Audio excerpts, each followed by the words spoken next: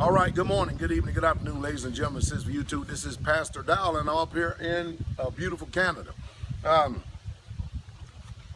We all know that the Supreme Court of the United States of America has just got finished passing gay rights, and it's a forced rule of law upon the 50 states, allegedly the 50 states in the United States of America. Now, while I personally don't agree with the decision, it's of course none of my business because I function off a different set of laws, rules, and regulations, mostly the king of the universe. But I'm here right now to show you, all you people out there, because in my last video, I put a link to an attorney who is telling you all the same things that I have been telling you for years. About number one, you don't have to worry about this stuff if you just stay away from their jurisdiction. Don't go get their marriage license. You don't need a marriage license to get married. Did Abraham have a marriage license? Did Moses have one? Did David have one? No, none of them had a marriage license.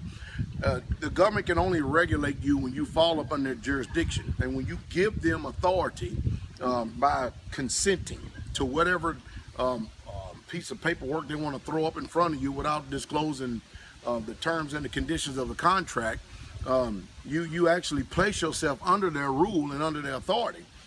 So I've been telling you, you don't need their marriage license to get married. And besides, why are the gays and everybody else worrying about functioning out here in this world today? I told you, because they want benefits. They want benefits, and they want what they call recognition.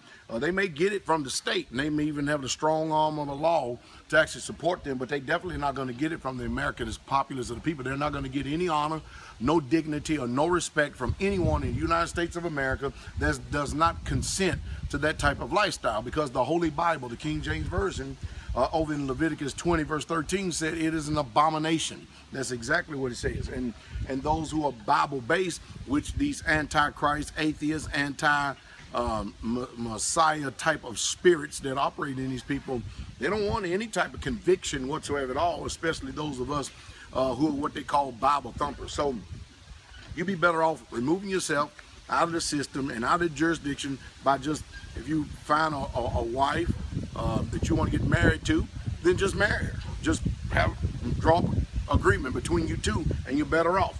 And then number two, those of you out there that are 501c3, you pastors in the churches out there, you are finished, literally finished, because now we're going to get ready to see. Because see, I used to be a 501c3, so I know what it's all about. I had a 501c3 early on in the ministry for about a year or two. I had a conviction fall up over me, and I started doing research, started doing my due diligence. It cost me $0 to get in, it cost me $500 to get out of it. So I know all the regulations, I know all the ins and all the outs, I know things that many of you don't know.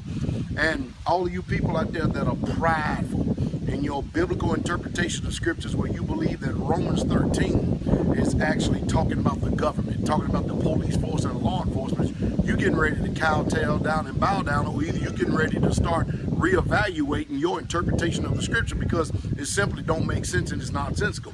Romans 13 is not, or none of the police or the government in this world are ministers of Yah, according to that word. You go look up that word ministers in Romans 13, is diakonos. But what I want to get to is this.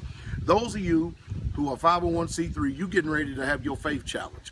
You're getting ready to see just how militant that the homosexual agenda and movement is. They're getting ready to come into your assemblies and your churches and demand that you perform ceremonies and duties and rights to them the way that you do to regular heterosexual people.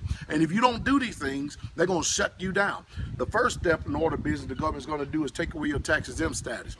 The next thing that they're going to do, because they haven't told you and you don't know, that anytime you get a 501c3 and it has an address tied to it, is that your land also belongs to that jurisdiction. You see, you don't know this. You don't know this because you haven't done your due diligence. You haven't done any investigation. And most of you will go and tout the history, which is true. There's never been a church or church building that's ever been seized in the United States of America because they were 501c3. There's never been nobody to be shut down because they were 501c3. It's still a governing institution. So therefore, you got to comply by the rules, the laws, and the regulations of the government. And now, many of you are getting ready to really feel the heat, because while you so proudly support your position in this 501c3, you're going to find out that when you are a pastor, you're going to either compromise and you're going to serve on your knees. or you're going to stand up on your feet and you're going to say to hell with this immoral government that we have today, and you're going to do that which is right and stand for righteousness. You see, everything is changing all around us in this world. And the only people that's going to make any lasting change is you and I. Don't consent to their marriage license. Don't consent to anybody who want to come into your assemblies and churches. But if you 501c3, you ain't got no choice, because you belong to the government and you are a governing entity, whether you understand it, realize it, know it or not. It's totally irrelevant. But you're getting ready to feel it. You're getting ready to feel it, because Jesus said, just like it was in the days of Sodom and Gomorrah, we're going to be dealing with these times right here and now. I hope that I've said something to stimulate thought, but you know what?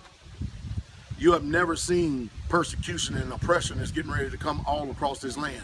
And remember this, for those of you who choose to continue to keep ignoring my voice, you go back and look at my videos and my archives. I told you the Supreme Court will pass this gay law. I've been telling you for years to come out of her. I've been telling you for years, don't go get that marriage license. Is this true, Brother Will? Yes, sir. I've been hollering this stuff, shouting it from the rooftop, but it's never really truly believed until the Gestapo comes to your front door. Well, now they got the White House painted in rainbows. They got every other place painted in rainbows. And guess what? You people better come out of her, or you better comply. It's your choice and your decision. But as for me and my house, we gonna serve y'all. King